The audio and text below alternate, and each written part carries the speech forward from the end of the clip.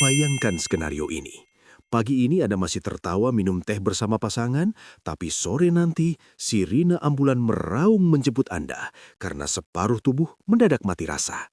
Mengerikan? Sangat. Tapi inilah wajah asli dari musuh dalam selimut yang bernama stroke. Banyak yang mengira stroke datang tiba-tiba seperti petir. Itu salah besar. Fakta medis membuktikan tubuh manusia sebenarnya sudah berteriak minta tolong sejak 30 hari sebelumnya. Namun sayangnya, kita sering tuli terhadap sinyal itu. Sakit kepala yang Anda kira cuma migrain biasa, tangan kesemutan yang Anda tuduh karena salah bantal, atau rasa oleng yang Anda anggap sekedar masuk angin? Tahukah Anda, itu semua bisa jadi adalah hitungan mundur dari bom waktu yang siap meledak di otak Anda. Jangan sampai kalimat "seandainya saya tahu lebih awal" menjadi penyesalan seumur hidup saat melihat orang tercinta terbaring kaku. Di video berdurasi 30 menit ini, saya akan bongkar habis 9 tanda rahasia yang sering menipu kita. Jika Anda ingin masa tua yang sehat dan jauh dari kursi roda, tekan tombol like sekarang juga sebagai janji pada diri sendiri untuk lebih peduli. Subscribe dan nyalakan lonceng notifikasinya sekarang karena satu informasi dari video ini mungkin akan menyelamatkan nyawa orang yang paling Anda cintai di kemudian hari. Jangan ambil risiko. Mari kita mulai pembahasannya. Bapak Ibu yang saya hormati, kita masuk ke pembahasan paling krusial, yaitu kelompok gejala pertama, area kepala. Kenapa kita mulai dari kepala? Karena disinilah pusat komando tubuh Anda berada. Bayangkan sebuah pesawat terbang, jika mesin sayap rusak, pesawat mungkin masih bisa mendarat darurat. Tapi jika kokpit pilotnya yang meledak, pesawat itu pasti jatuh. Begitu juga dengan otak kita. Seringkali tanda-tanda di kepala ini adalah yang paling awal muncul, bisa seminggu atau bahkan sebulan sebelum stroke lumpuh total menyerang. Masalah terbesarnya adalah kita, orang Indonesia, punya kebiasaan mengecilkan masalah kepala. Sakit kepala sedikit dibilang kurang tidur, pusing sedikit dibilang telat makan, mata kabur dibilang faktor U atau usia.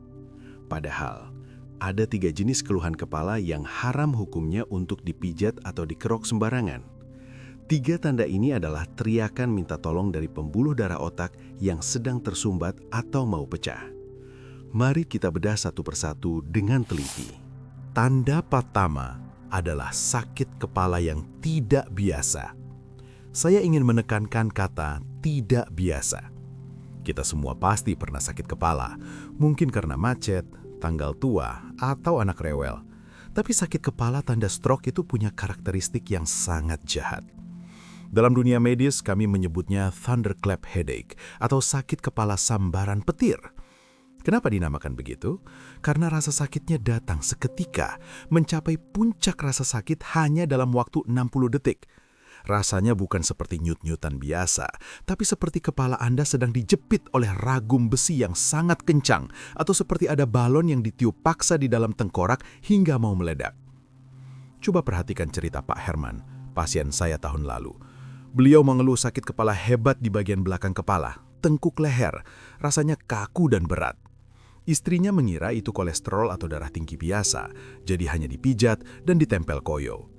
Besoknya sakit itu masih ada, bahkan ditambah rasa mual yang hebat sampai muntah proyektil atau muntah menyembur tanpa didahului rasa mual. Pak Herman tetap berpikir, bawa tidur saja nanti hilang. Bapak Ibu, itulah kesalahan fatalnya. Sakit kepala yang menetap di satu lokasi, misalnya selalu di kiri atau selalu di belakang, dan intensitasnya makin hari makin berat, itu bukan masuk angin. Itu adalah tanda tekanan intrakranial atau tekanan dalam otak sedang meningkat karena pembuluh darah yang bengkak atau tersumbat.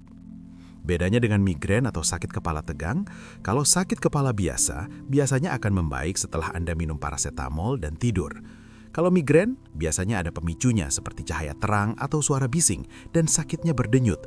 Tapi sakit kepala tanda stroke ini sifatnya persisten, terus-menerus, membangunkan Anda dari tidur nyenyak saking sakitnya dan tidak mempan diobati dengan obat warung biasa. Jadi, jika Anda atau orang tua mengalami sakit kepala terhebat yang pernah dirasakan seumur hidup, jangan minta dipijat, jangan minta dikerok. Segera cek tensi dan bawa ke IGD. Tanda kedua, dan ini yang paling sering menipu para lansia, vertigo mendadak. Banyak pasien datang ke saya dan bilang, "Dok, saya kalau bangun tidur terus duduk, dunia rasanya muter. Itu stroke ya?" Jawabannya, belum tentu. Itu seringkali cuma BPPV atau gangguan di kristal telinga dalam. Itu vertigo yang jinak. Tapi, vertigo tanda stroke atau yang kami sebut vertigo sentral itu jauh lebih licik. Perbedaan utamanya ada pada pemicu. Vertigo stroke datang tanpa permisi dan tanpa pemicu gerakan. Bayangkan Anda sedang duduk santai di sofa, tidak sedang menengok, tidak sedang bangun dari tidur, hanya duduk diam menatap ke depan. Tiba-tiba, boom! Ruangan di sekeliling Anda terasa berputar kencang seperti naik roller coaster. Anda berpegangan pada kursi karena merasa akan jatuh, padahal Anda sedang duduk. Ini terjadi karena ada gangguan aliran darah ke brainstem atau batang otak, atau cerebellum otak kecil, bagian yang mengatur keseimbangan tubuh kita. Batang otak ini ukurannya kecil, tapi fungsinya vital. Jika suplai darah ke sana terputus sebentar saja, sistem navigasi tubuh Anda error total. Bahayanya adalah, respons pertama orang Indonesia kalau pusing begini adalah, "Wah, masuk angin nih, tolong kerokin punggung dong, atau buatkan teh manis panas." Bapak Ibu, teh manis tidak bisa melancarkan sumbatan di batang otak. Tanda khas lain yang menyertai vertigo stroke adalah 3D, dizziness, pusing, diplopia, pandangan ganda, dan dysarthria, susah bicara. Jadi lakukan tes sederhana ini.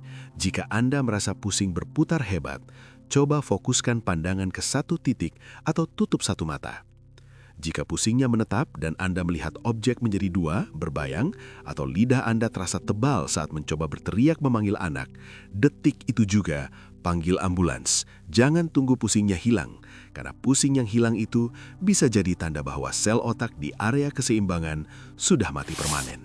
Tanda ketiga di area kepala adalah yang paling halus, paling sebentar, tapi paling akurat memprediksi stroke besar.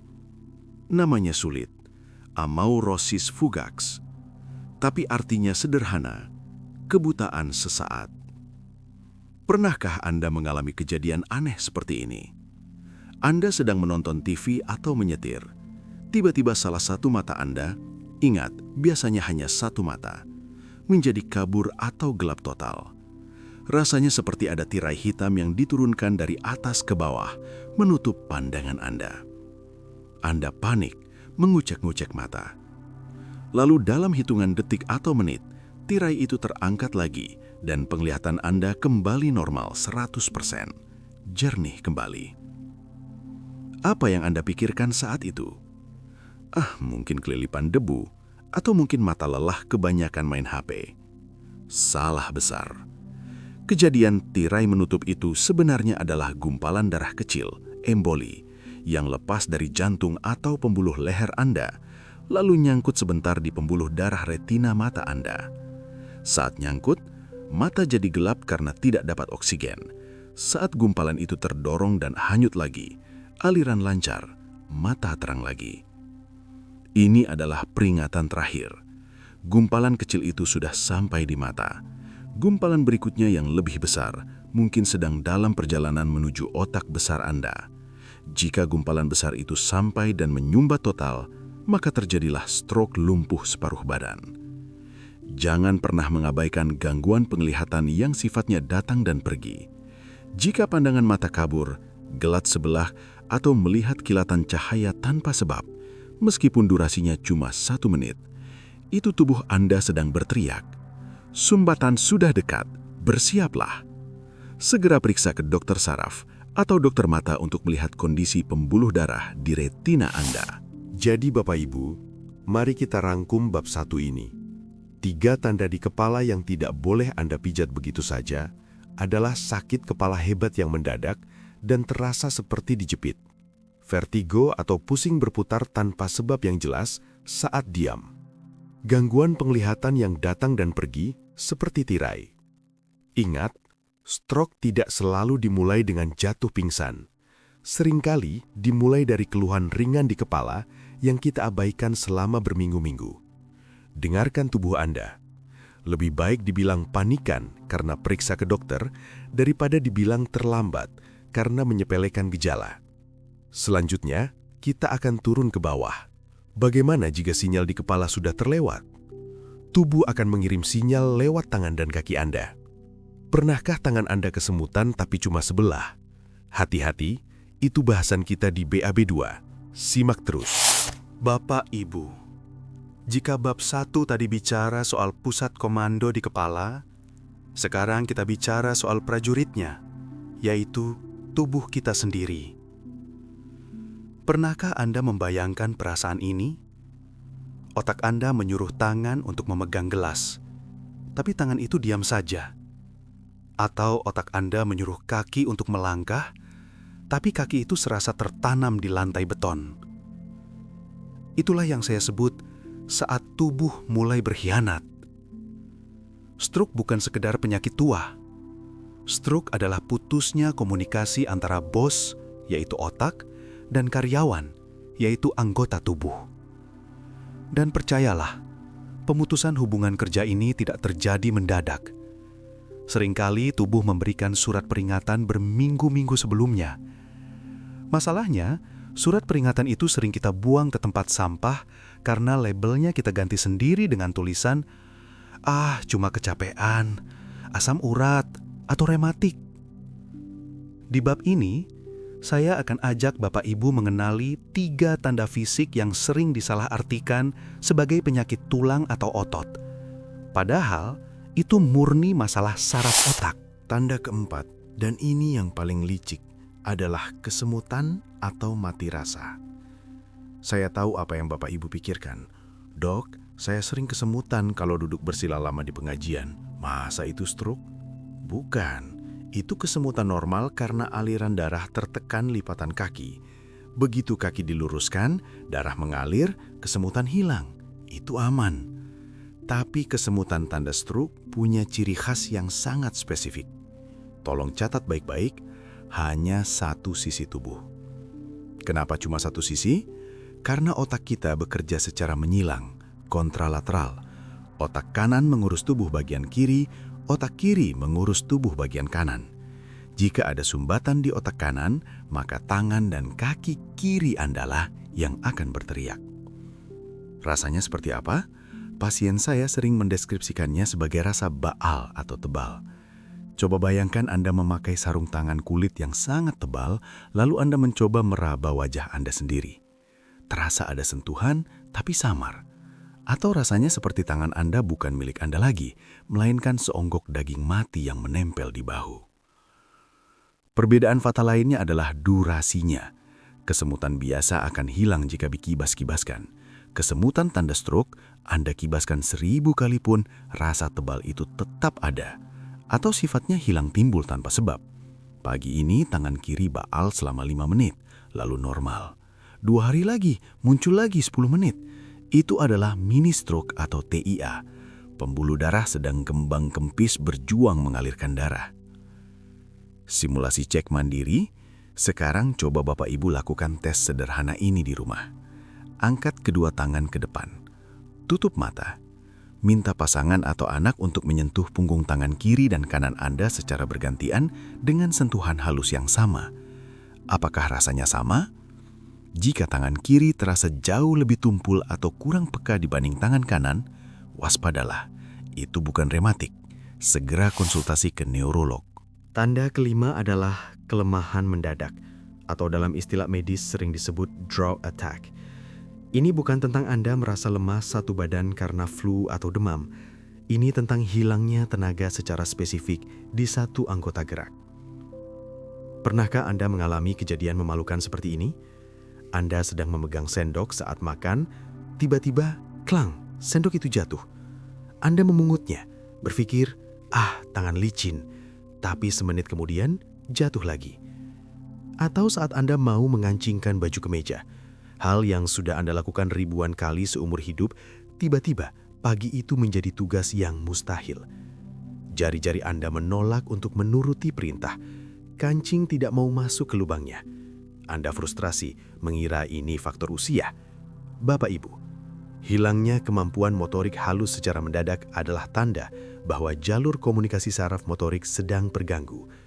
Ini seringkali terjadi beberapa hari atau minggu sebelum stroke besar, melumpuhkan total sisi tubuh tersebut. Gejala ini juga bisa muncul di kaki. Pernahkah Anda sedang berjalan, tiba-tiba sandal di kaki kanan terlepas sendiri tanpa Anda sadari, atau jari kaki Anda menyeret lantai, dragging, saat melangkah, sehingga Anda sering tersandung karpet? Orang sering bilang, jalannya diseret karena malas. Tidak, Bapak Ibu. Jalannya diseret karena otot pengangkat telapak kaki, dorsiflexor, sudah mulai lumpuh sebagian, paresis. Jangan dimarahi. Jangan marahi orang tua yang tiba-tiba sering menjatuhkan barang atau menumpahkan air minum. Jangan bilang mereka ceroboh. Periksa genggaman tangan mereka. Tes genggaman. Coba minta orang tua atau pasangan Anda meremas kedua jari telunjuk dan tengah Anda sekuat tenaga dengan kedua tangan mereka secara bersamaan. Rasakan tekanannya. Apakah remasan tangan kiri dan kanan sama kuat? Jika salah satu tangan terasa sangat lemah remasannya, padahal mereka sudah mencoba sekuat tenaga, itu adalah tanda hemiparesis. Jangan tunggu sampai lumpuh total. Tanda keenam di area fisik adalah gangguan keseimbangan atau jalannya sempoyongan. Dalam bahasa medis, ini disebut ataksia. Beda sempoyongan stroke dengan sakit lutut atau asam urat itu sangat jelas. Kalau sakit lutut, Anda jalan pincang karena sakit atau nyeri. Setiap melangkah ada rasa nyut. Tapi kalau tanda stroke, Anda jalan sempoyongan tanpa rasa sakit. Rasanya seperti Anda sedang berjalan di atas perahu yang sedang dihantam ombak, padahal Anda berjalan di lantai rumah yang datar. Atau rasanya seperti orang mabuk alkohol, padahal Anda minum air putih saja. Kondisi ini terjadi karena serangan stroke, biasanya penyumbatan, mengincar otak kecil, cerebellum, yang fungsinya mengatur koordinasi. Perhatikan juga tanda-tanda kecil saat beraktivitas. Saat mau mengambil gelas di meja, tangan Anda meleset lewatin gelasnya atau kurang sampai. Ukuran jarak jadi kacau. Tulisan tangan yang tiba-tiba jadi jelek sekali, besar kecil tidak beraturan, padahal sebelumnya rapi. Jika Bapak Ibu yang biasanya berjalan tegak, lalu dalam 1-2 minggu terakhir sering menabrak kusen pintu saat lewat, atau harus jalan sambil merabat tembok supaya tidak jatuh, ini bukan karena mata rabun, ini karena sistem keseimbangan di otak sedang error. Tes garis lurus. Coba cari garis lurus di ubin lantai rumah. Coba berjalan meniti garis itu seperti model catwalk. Tumit ketemu jari kaki, andem walking. Orang sehat usia 60 tahun pun biasanya masih bisa melakukan ini dengan sedikit goyang wajar. Tapi jika baru satu langkah Anda sudah mau jatuh ke samping dan arah jatuhnya selalu ke sisi yang sama, misal selalu jatuh ke kanan, itu tanda spesifik gangguan cerebellum kanan. Jadi, apa yang harus kita ingat dari bab 2 ini? Tubuh tidak pernah berbohong. Jika tangan terasa baal sebelah, jika cangkir sering jatuh, jika jalan mulai seperti orang mabuk, jangan cari tukang urut. Cari dokter saraf. Seringkali gejala fisik ini datang sepaket dengan gejala yang lebih halus, yang menyerang kepribadian dan perilaku. Ini yang paling menakutkan. Karena seringkali keluarga mengira orang tua mereka gila atau pikun, padahal itu stroke. Apakah orang tua Anda tiba-tiba bicaranya ngelantur? Atau yang tadinya sabar jadi pemarah luar biasa? Jangan kemana-mana, karena di bab 3 kita akan membahas si pembunuh senyap, perubahan perilaku yang sering membuat keluarga menyesal. Lanjutkan nonton. Bapak Ibu, kita telah membahas tanda di kepala dan tanda di tubuh. Itu semua adalah tanda fisik yang terlihat mata. Tangan yang tidak bisa menggenggam, itu jelas. Kaki yang diseret, itu nyata. Tapi di bab 3 ini, kita akan masuk ke zona yang jauh lebih berbahaya. Zona yang saya sebut sebagai pembunuh senyap atau silent killer. Kenapa berbahaya? Karena gejalanya tidak terlihat sebagai penyakit. Gejalanya menyerang kepribadian, cara bicara, dan kebiasaan tidur. Seringkali keluarga mengira orang tua mereka hanya tambah tua, pikun, atau bahkan sedang cerewet. Mereka dimarahi, dijauhi, atau dibiarkan menyendiri.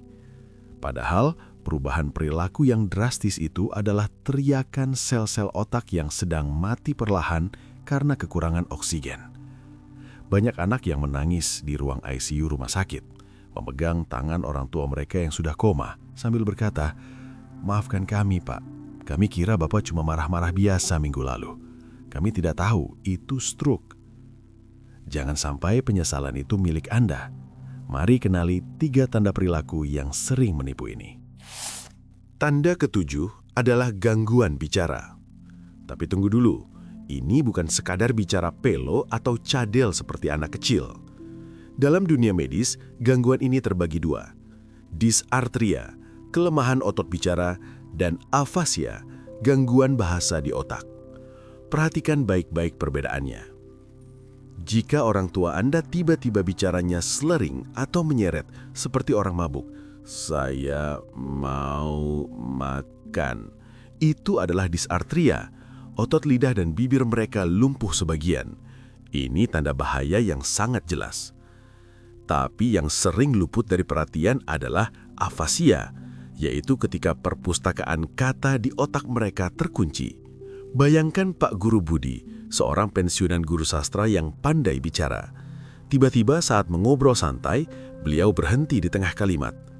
Beliau ingin minta sendok, tapi kata sendok itu hilang dari ingatannya. Beliau mungkin akan bilang, "Tolong ambilkan itu, yang buat makan itu loh, yang dari besi." Kita sering membantu mereka dengan menebak, "Sendok, Pak."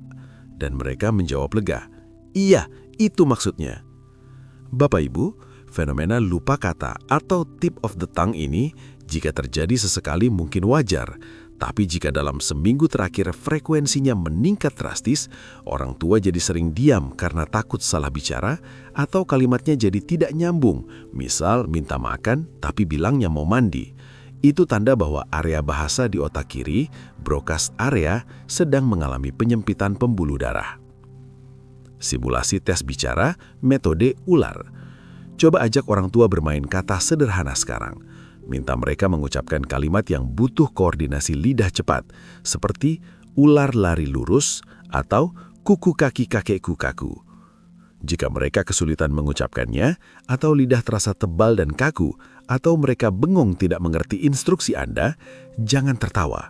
Itu bukan bahan lojokan, itu sinyal SOS dari otak mereka. Tanda ke-8 adalah yang paling menyakitkan bagi keluarga. Perubahan kepribadian mendadak. Otak kita punya bagian depan yang disebut lobus frontal. Ini adalah bagian yang mengatur emosi, sopan santun, dan pengambilan keputusan. Ini yang membuat manusia menjadi manusia yang beradab. Apa jadinya jika aliran darah ke lobus frontal ini terganggu karena struk sumbatan halus? Kontrol emosi akan hilang. Saya punya pasien, seorang nenek yang seumur hidup dikenal sangat sabar, ahli ibadah, dan lembut. Tiba-tiba, keluarga membawanya ke saya bukan karena stroke, tapi karena kesurupan atau gangguan jiwa. Kenapa? Karena dalam 2 minggu terakhir, nenek ini jadi sangat agresif. Suka memukul cucu, sering berkata kasar yang tidak pantas, curiga berlebihan, paranoid, menuduh pembantu mencuri uangnya, atau menangis histeris tanpa sebab. Keluarga mengira beliau kena guna-guna atau stres tua. Setelah kami MRI, ternyata ada bercak putih menyebar di otak depannya. Itu adalah stroke iskemik yang mengubah kepribadiannya. Ada juga kebalikannya, seorang bapak yang dulunya aktif, ceria, pemimpin rapat warga, tiba-tiba menjadi sangat pendiam. Duduk di pojok rumah seharian, tidak mau mandi, tatapan kosong, dan tidak tertarik pada hobi lamanya. Keluarga mengira ini depresi, padahal ini adalah tanda stroke yang mematikan inisiatif di otaknya. Bapak Ibu, tolong ingat kalimat ini. Perubahan karakter yang drastis dan tiba-tiba pada lansia hampir selalu masalah medis, bukan masalah watak. Jika orang tua Anda tiba-tiba berubah menjadi orang asing yang pemarah atau penurung dalam waktu singkat, jangan dimusuhi, jangan diajak bertengkar. Peluk mereka dan bawa ke neurolog. Mereka tidak sengaja menyakiti hati Anda. Otak mereka lah yang sedang sakit. Tanda ke-9 dan yang terakhir di bab ini terjadi saat kita tidak sadar. Gangguan tidur ekstrem. Ada 2 ekstrem di sini. Pertama, insomnia parah. Orang tua tidak bisa tidur berhari-hari. Gelisah, mondar-mandir di malam hari. Ini tanda tekanan darah di otak sedang tinggi-tingginya. Kedua, dan yang lebih sering terjadi adalah hipersomnia atau tidur berlebihan tapi tetap mengantuk, disertai mendengkur keras. Hati-hati dengan dengkuran. Dengkuran tanda bahaya bukanlah dengkuran biasa. Ini adalah sleep apnea. Cirinya, suara dengkuran sangat keras, lalu tiba-tiba hening, sunyi senyap. Nafas berhenti total selama 10-20 detik. Lalu diikuti suara tersentak atau bertabuk uhuk saat tubuh memaksa menarik nafas lagi. Kenapa ini berbahaya? Saat henti nafas itu terjadi, kadar oksigen dalam darah anjlok drastis. Jantung dipaksa memompa lebih keras. Tekanan darah melonjak tajam saat tidur. Ini adalah resep sempurna untuk memicu pecahnya pembuluh darah otak di pagi hari. Itulah kenapa serangan stroke paling sering terjadi di waktu subuh atau pagi hari saat bangun tidur. Karena sepanjang malam, otak mereka dicekik kekurangan oksigen akibat sleep apnea. Jika pasangan Anda tidurnya seperti orang berperang, mendengkur, berhenti nafas lalu tersentak, itu bukan tidur nyenyak.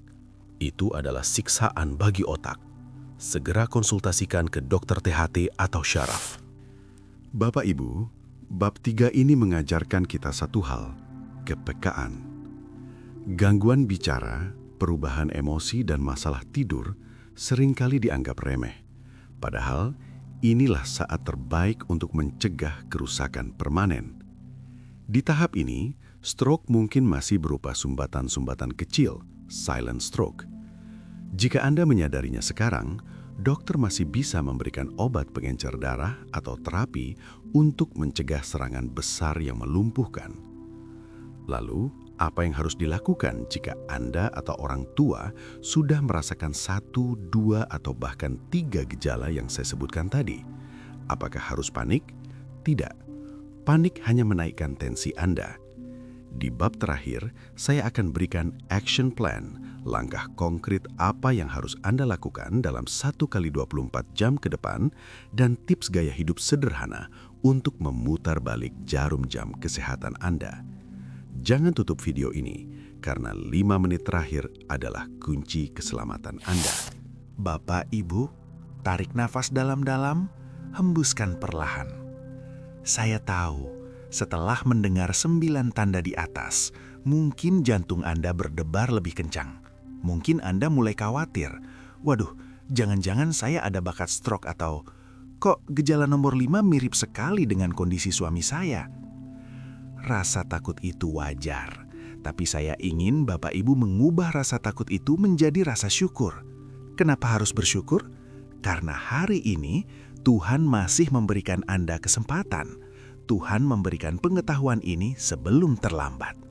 Bayangkan mereka yang tidak pernah tahu informasi ini dan tiba-tiba terserang tanpa persiapan. Anda sekarang 1 langkah lebih maju dari penyakit ini. Pengetahuan adalah senjata, dan sekarang Anda sudah memegang senjatanya.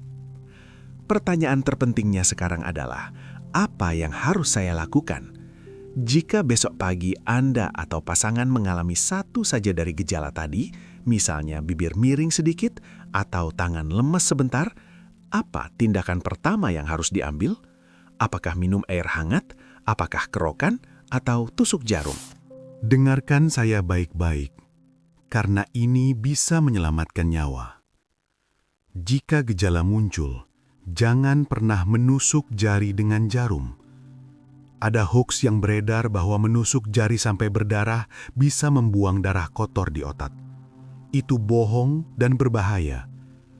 Menusuk jari hanya membuang waktu berharga dan resiko infeksi. sementara otak sedang sekarat kekurangan oksigen. Rasa sakit dari tusukan justru bisa menaikkan tensi darah lebih tinggi lagi. Yang harus Anda lakukan adalah metode internasional yang disebut FAST. Hafalkan ini untuk orang tua Anda. F, face, wajah. Minta mereka tersenyum. Apakah senyumnya simetris? Atau sebelah wajahnya turun atau jatuh? A, arms, lengan. Minta mereka angkat kedua tangan lurus ke depan. Apakah satu tangan jatuh terkulai lemah? S, speech, bicara. Minta mereka mengulang kalimat simple. Bapak pergi ke pasar. Apakah suaranya pelo, tidak jelas, atau mereka lupa kata-katanya? T, time, waktu. Jika satu saja tanda itu muncul, time atau waktu adalah nyawa. Jangan tunggu besok. Jangan tunggu suami pulang kerja. Jangan tunggu hujan reda. Segera bawa ke IGD rumah sakit terdekat yang punya fasilitas CT scan. Kenapa harus buru-buru? Karena dalam dunia stroke, kami punya istilah. Time is brain. Waktu adalah otak. Setiap detik stroke dibiarkan tanpa penanganan, 1,9 juta sel otak mati. Bayangkan, 1,9 juta sel yang menyimpan memori Anda, kemampuan bicara Anda, kemampuan gerak Anda mati setiap detiknya.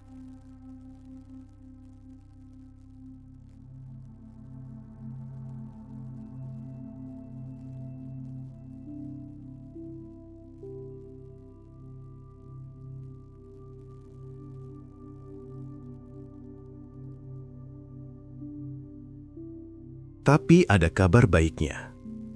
Jika Anda bisa membawa pasien ke rumah sakit dalam periode emas atau golden period kurang dari 4,5 jam sejak serangan pertama, dokter bisa memberikan suntikan trombolisis. Ini adalah obat ajaib pemecah sumbatan darah. Jika sumbatan bisa dihancurkan di jam-jam awal, aliran darah lancar kembali dan kerusakan otak bisa dipulihkan. Pasien bisa pulang berjalan kaki, bukan di kursi roda. Tapi, obat ini tidak bisa diberikan jika Anda datang terlambat. Jadi jangan buang waktu untuk menelpon sana-sini atau mencoba obat herbal dulu. Kejar waktu emas itu. Lalu, bagaimana bagi kita yang saat ini masih sehat? Bagaimana cara mencegah agar 9 tanda mengerikan tadi tidak pernah mampir ke tubuh kita? Tidak perlu obat mahal, cukup 3 perubahan kecil mulai hari ini. Minum air putih yang cukup. Darah yang kental lebih mudah menyumbat. Air putih adalah pengencer darah alami termurah di dunia. Minumlah minimal 8 gelas sehari, terutama saat bangun tidur. Musuhi nyaram, bukan lemak. Musuh utama hipertensi, penyebab stroke nomor 1 adalah natrium atau garam. Kurangi penggunaan penyedap rasa, makanan kaleng, dan ikan asin. Lidah mungkin kurang enak, tapi pembuluh darah Anda akan berterima kasih. Gerak 30 menit.